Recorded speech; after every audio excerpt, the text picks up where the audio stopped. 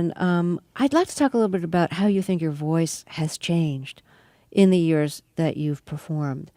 You used to sing a lot in a high kind of falsetto voice, and then your voice really deepened. Part of that was age, probably part of that was cigarettes. You know, one of the songs on the new CD, Dreamland, is a fairly recent version. I think it's from 2000 of Both Sides Now. So I thought it would be interesting to hear that orchestral version from 2000. You have a full orchestra behind you, back to back with the original version, and hear not only how your voice changed, but also how you interpret the song differently.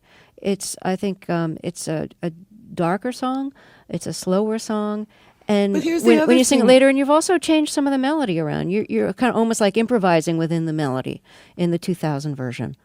But here's the other thing. It's like I have Wayne Shorter comes in and plays with me. He's got a tenor and he's got an alto horn. Uh-huh. And depending on the piece of music, he uses the tenor or he uses the alto horn.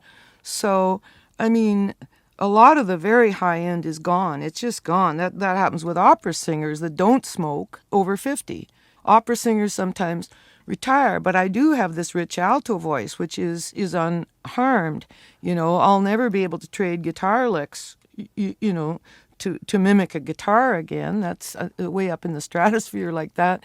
But still, a lot of people didn't like that little squeaky girl on helium anyway. I mean, it does sound very, it's very suitable for ingenue roles, but I think that the alto horn, if I may use that terminology, brings a different perspective to some of these songs that I frankly like better, and so do many other people. But the press continues to put up this lament about, she's ruined her voice with her bad habit, her stinking habit, So finally I just got, basically I got fed up with facing the ignorance of the press because, I thought that's the part really, if truth be known. Every time I had to go to do press, I would have these reoccurring dreams, always with a variation. But basically what it was is that I was in a public toilet and a lot of rude people came in, and I go, oh, yeah, I'm about to do press. That's basically what it is, being treated like a hostile witness,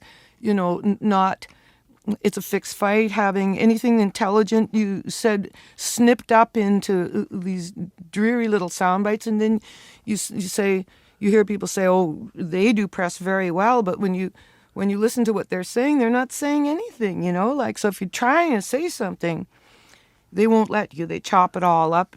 You make a balanced statement, they cut it in half, so mainly, lest I feel, I just felt like I was taking a dive all the time, like I was being forced to take a dive, especially in print, not so much on the air.